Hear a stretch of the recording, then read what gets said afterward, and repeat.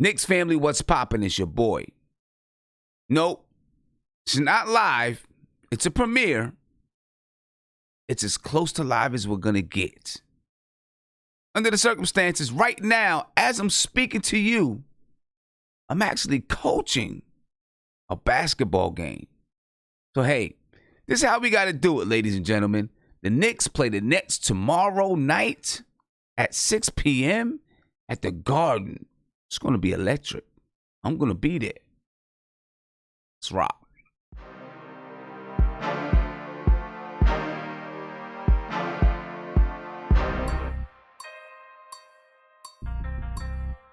That's the jig.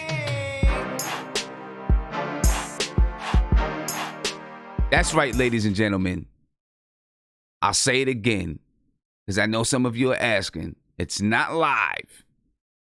It is pre-recorded, but it's all good. I'm going to do it straight, no chaser, just like I'm live, so we get the whole feel. Mistakes and everything, ladies and gentlemen. The Knicks play the Nets tomorrow night, January 26th at 6 p.m. at Madison Square Garden. You can catch the game on MSG. You can catch it on MSG Go. You can listen to it on 98.5. Let's talk about the teams a little bit. Interim head coach for the New York Knicks is Mike Miller. You know that. The projected starters for the Knicks is Elfrid Payton at point guard, Reggie Bullock at shooting guard, Marcus Morris at small forward, Julius Randle at power forward, and Taj Gibson at center. Of course, R.J. Barrett is still out with an ankle injury. He's going to be reevaluated in a couple of days, so we'll see what happens, but he's not going to be available for tomorrow night's game. Head coach for the Brooklyn Nets, Kenny Atkinson, former Knick assistant. The projected starters for the Brooklyn Nets, Kyrie Irving, Spencer Dinwiddie, Joe Harris, Taurean Prince, and Jared Allen at center. The injury report for the Brooklyn Nets, Kevin Durant is out with an Achilles. You know that. He's been out all season. DeAndre Jordan, he's a game-time decision with a finger. And then Nicholas Claxton, he's got a shoulder injury. He's also a game-time decision. Just let's take a second and look at the team comparison. Not a second, but a couple of minutes.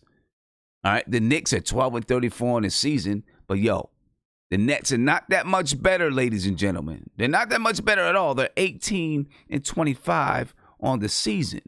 Yes, they've had injuries. We have too. But they're not that much better than the Knicks. Now, we know they got KD waiting in the wings and all of that.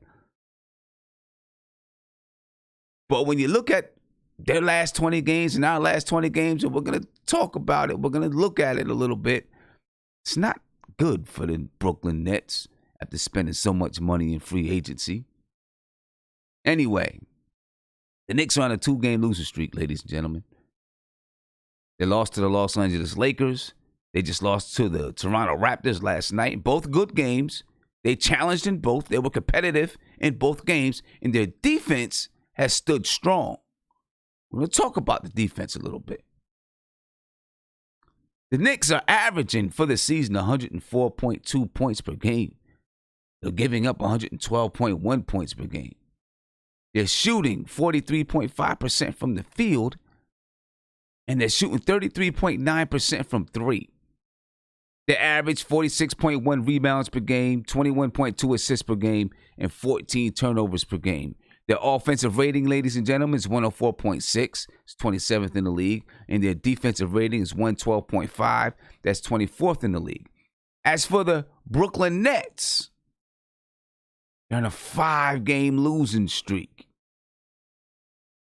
I think they're 1-6 since Kyrie Irving's come back from injury. They're averaging for the season 109.4 points per game. They give up 112 points per game. They're shooting 44% from the field, 33.6% from three, and they average 48.4 rebounds per game. They also average 23.7 assists per game and 16 turnovers per game. Their offensive rating is 105.4. It's 25th in the league. and their defensive rating is 107.9. That's 12th in the league. Needless to say, ladies and gentlemen, the Brooklyn Nets are just not that much better than the New York Knicks. Now, they currently sit, I believe they sit in that 8th spot, or they're close to the 8th spot, but I believe they're sitting in the 8th spot. They got blown out or lost to the Los Angeles Lakers just a couple of days ago.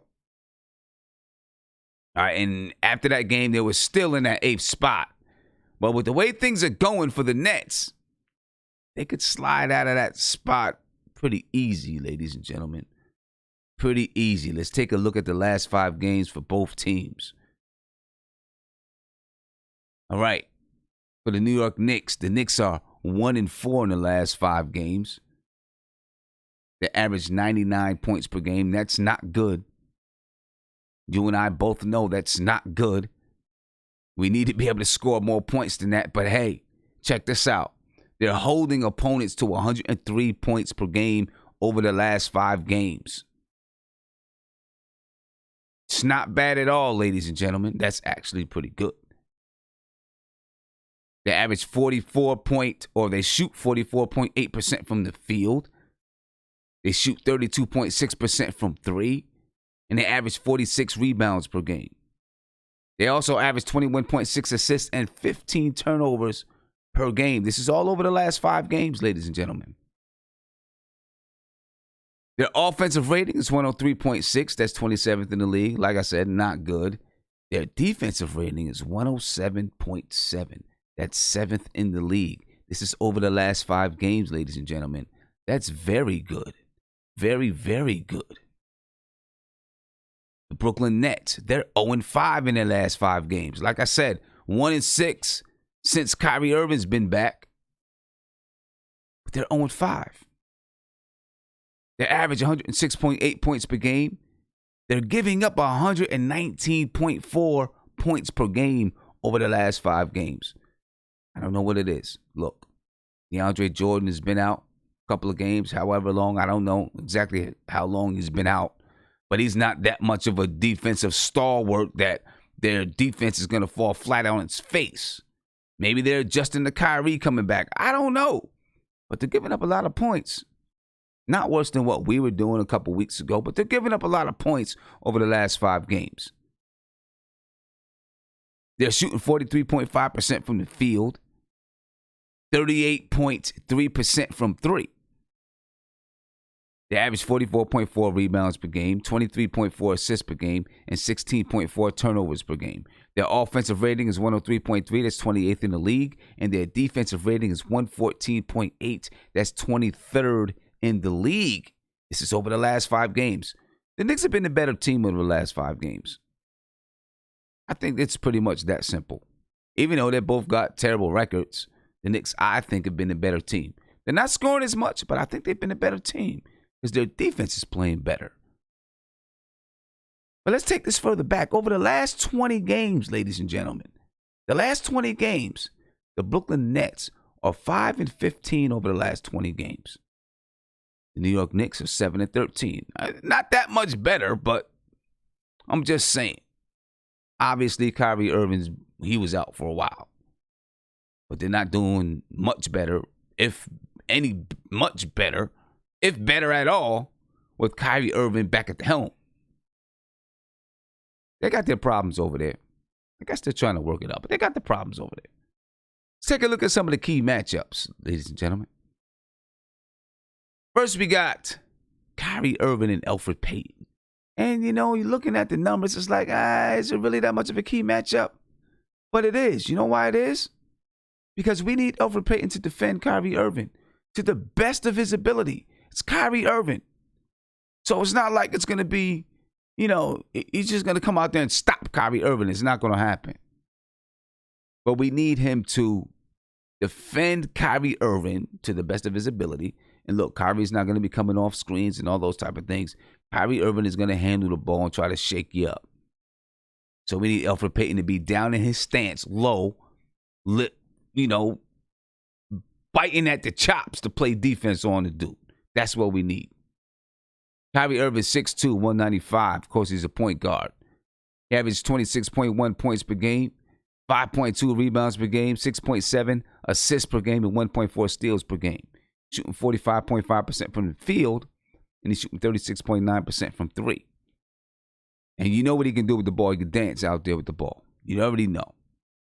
Elfrid Payton, 6'3", 195. He's averaging 8.7 points per game, 4.2 rebounds per game, 6.1 assists per game, and 1.4 steals per game. He shoots 41.8% from the field and a very, very bad 22.9% from three. But listen, like I said, our scoring is going to come from a different area of the floor, not from our guards. We know that.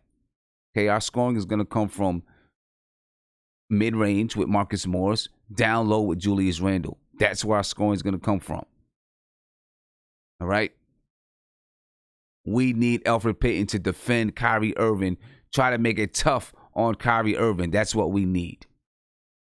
That's what we need.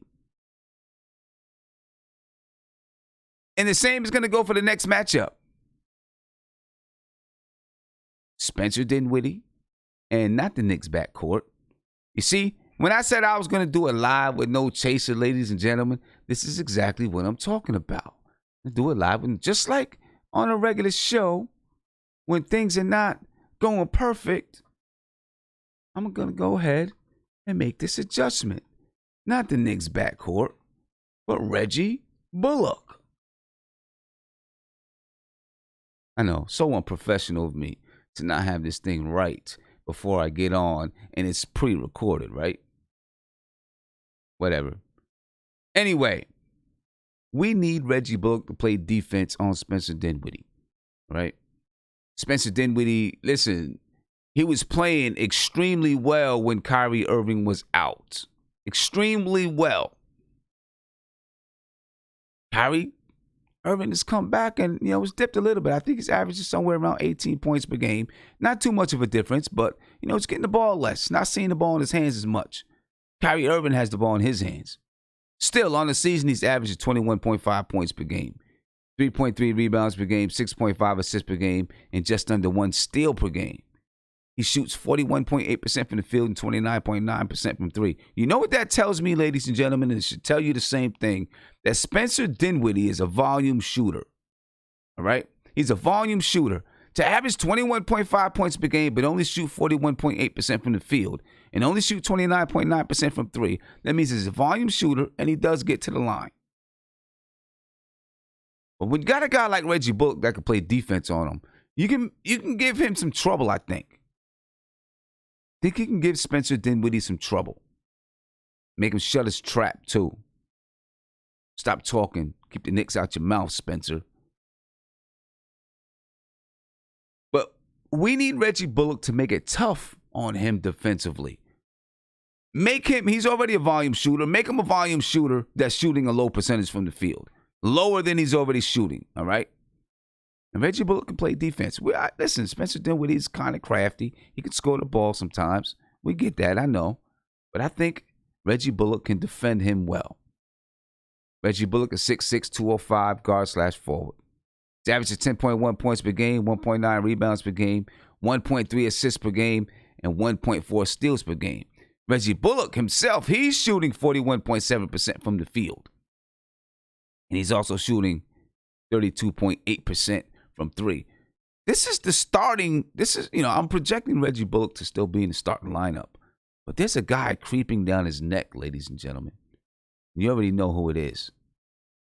Somebody creeping down his neck. And we're talking about Dame Dot. Because now Dame Dot may match up with Spencer Dinwiddie too. That's going to happen. I can promise you that. And Dame Dot, he's been killing it the last few games. He's been cooking the last 3 games. Just look at Damian Dotson over the last 3 games, ladies and gentlemen. Over the last 3 games, Damian Dotson is averaging 16.7 points. He's shooting 61.4% from the field. He's shooting 67.5% from three, and he's doing it in 25 minutes per game. Damian Dotson is balling right now. Mike Miller is going to continue to use Damian Dotson because he's hot. Again, Damian Dotson over the last 3 games, he's averaging 16.7 points per game, He's shooting 61.4% from the field, shooting 67.5% from three, and he's doing it in 25 minutes per game. And guess what? Damian Dotson also plays defense. So with the way Damian Dotson is shooting right now, and I'm not sure if Mike Miller's going to insert him into the starting lineup, but the way that he's shooting, he should be able to really give Spencer Dinwiddie some problems, give him some trouble. Because he's shooting the ball well, and he plays defense. He's younger, he's quicker, he's more spry.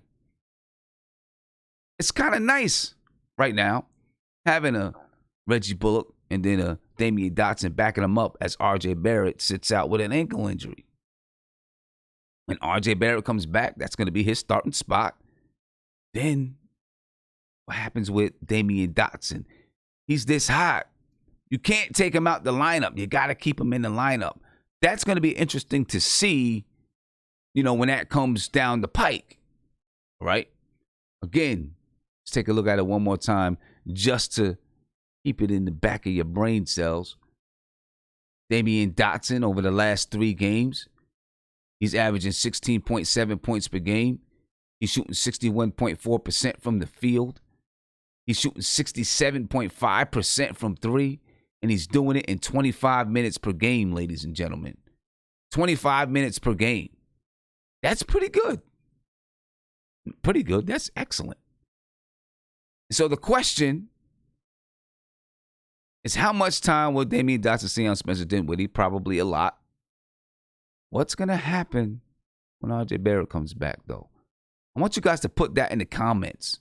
Put that, you tell me what you think. Put it in the comments. Let's have a discussion about it. Keys to the game, ladies and gentlemen. First of all, Kyrie Irving. You know who he is. The man, the myth, the legend. Maybe. I'm joking. But Kyrie Irving, we got to help on Kyrie Irving. It's hard enough for one man to guard him. Got so many dribble moves. Very crafty with the ball. He can shoot from outside. He can finish in the lane. A couple years ago, people were calling him the best finisher in the league. You got to help on Kyrie. We need Elfrid Payton to make it tough. We need Frank Ntilikina to make it tough. Look, Frank's not been getting a lot of playing time lately. His playing time, since he's been with the Knicks, has been up and down. He's getting 30 minutes. He's getting 10 minutes. We're going to need his defense tomorrow. Right? We've seen him be able to bottle up Kyrie a few times. We're going to need his help on Kyrie Irving. We need Frank Ntilikina to help make it tough on Kyrie Irving, ladies and gentlemen.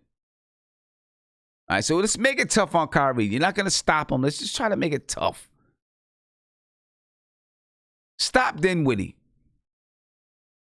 I don't think Dinwiddie is that good where he should burn us, in my opinion. Okay, he's averaging about 18 points per game since Kyrie's been back, down from 21. Let's stop him. Make him a volume shooter, which he already is. Make him more of a volume shooter. Volume shooter with a bad percentage. That's what we want to do. I talked about it earlier. Let's not let Spencer Dinwiddie get loose. He's a good player. I'm not saying he's not. And I'm not saying it's easy. But Reggie Bullock can defend him. Damian Dotson can defend him. Even Frank Ntilikina can defend him. I don't want Spencer Dinwiddie to get off. Let's defend the 3-ball, ladies and gentlemen. They do shoot about almost 40% from 3. Even over the last 5 games. Even though they're losing, they're 0-5. They're not playing great defense, but they can shoot the ball. Joe Harris can shoot the ball. Kyrie can knock it down. And Spencer can get hot too. So let's make sure we defend the 3-ball. We haven't done a good job of it all season long, so I'm expecting for these guys to be able to score, knocking down the 3. Because we haven't done a good job. We've got to do better, so it's going to be part of my keys to the game on just about every game until we fix this issue. Now, the one thing I will say, we're giving up a lot of threes, and teams are shooting a high percentage from the three-point line against us. But over the last 5 games, we've done great defending the paint. As a matter of fact, we're giving up the second least amount of points to opponents in the paint. think it's like 40 points per game. And that's number 2 in the league, the second lowest in the league. So that's pretty good. That's pretty good. That's over the last 5 games. We're defending that paint. We got to do a better job defending the 3-ball, too. Now, we got to play to our strengths on the offensive side, though. Right? Our strengths are playing inside. Listen, the Brooklyn Nets over the last 5 games, they're giving up 52.8 points per game in the paint. Right? It's towards the bottom of the league. It's like 22nd or 23rd or something like that in the league. They're giving up 52.8 points per game in the paint over the last 5 games. Our strength is in the paint. Mitchell Robinson can catch oops. That's in the paint. Julius Randle can score in the paint. And if someone like Elfrid Payton gets warm a little bit, he can penetrate and get inside. Frank Ntilikina has been trying to dunk on some people. He hasn't converted one yet. He's going to get one of them. He's going to get one of them. I hope he gets one this year. He's going to get one of them. But that's our strength right now. It's obviously not shooting from the outside. It's not shooting threes, right? We don't shoot threes well. We don't defend threes well either. So let's dominate inside. Let's do that. Let's dominate inside. Both scoring and rebounding. We need to push the tempo. Over the last 5 games, the Nets are giving up 16.2 fast break points per game. Right? That's one of the worst. I mean, that's a lot of fast break points that they're giving up. That's like 27th in the league.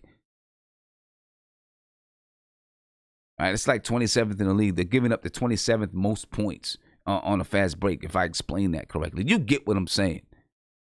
You get what I'm saying. So let's push the tempo. Let's get the ball out and let's go. Let's get a rebound, get it out, let's go. Right? I seen a play against the Toronto Raptors last night. Elfrid Payton got the ball out. He got it up the sideline to Julius Randle. Julius Randle attacked the basket. That's how we've got to do it. That's the best way to use Julius Randle. Get him on the run. Get him going downhill. And that's the way that you attack the opposing defense, especially when you don't shoot well from the field. You got to try to get up the floor quick and get to the rack. And you're not scoring a lot of points. We're scoring 99 points a game over the last 5 games. We got to find ways to get easy buckets. So we can do that by pushing the tempo, trying to play some fast break basketball, trying to score in transition. But then, of course, spacing. Again, spacing, ladies and gentlemen. Keep the floor spaced. I'm tired of us crunching things up and having bad spacing. I know we don't shoot the ball well, but it's not just about shooting the ball. It's about where you position yourself on the floor to try to take your defenders away so that you can penetrate and get to the basket. If you're crowding around everyone's crowding around each other, you're going to have turnovers.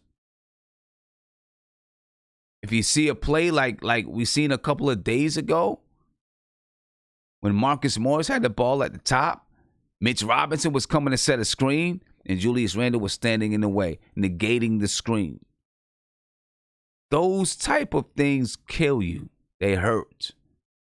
Right? So we need good spacing. Good spacing helps any offense succeed. So, ladies and gentlemen, listen. Hopefully, I'm winning the game right now. I'm coaching my high school girls in a basketball game. We've won 4 straight. We just won last night. We beat the team by 18 or 19 or something like that. It was actually a little bit tougher than we expected. They had it to, it was a 4-point game in the third quarter. But then we turned up the Jets and did what we had to do. But we're playing good right now. We're trying to stay focused and make sure that we play good and stay good. We're trying to win out the rest of January and then win, take that winning streak into February. But look, I know you're not here to talk about my girls. Because I'm at a game right now, I just wanted to talk about it a little bit, right? But those are my keys to the game for the Brooklyn Nets. For the Knicks versus the Brooklyn Nets. Those are my keys to the game. Help on Kyrie, make it tough. Stop Dinwiddie. Make him a volume shooter, low percentage volume shooter. That's what he already is, but make it even worse. Defend the three ball. Don't let them get loose. They shoot almost close to 40%.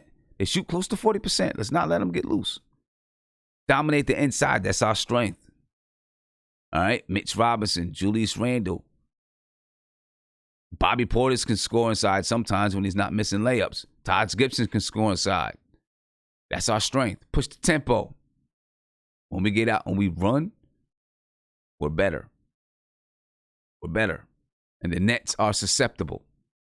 All right? They give up 16 points per game on a fast break. It's one of the worst in the league. And then spacing. Let's give each other spacing. Let's help each other out. Play together as a team, ladies and gentlemen. Space the floor. Work together.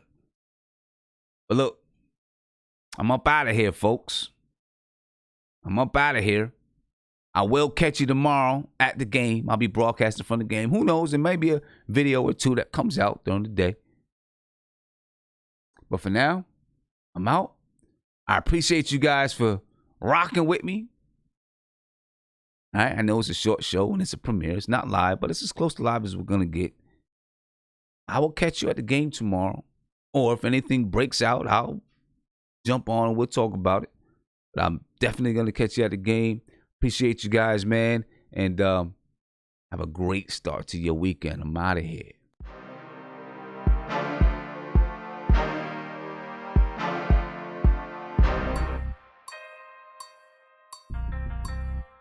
That's the G.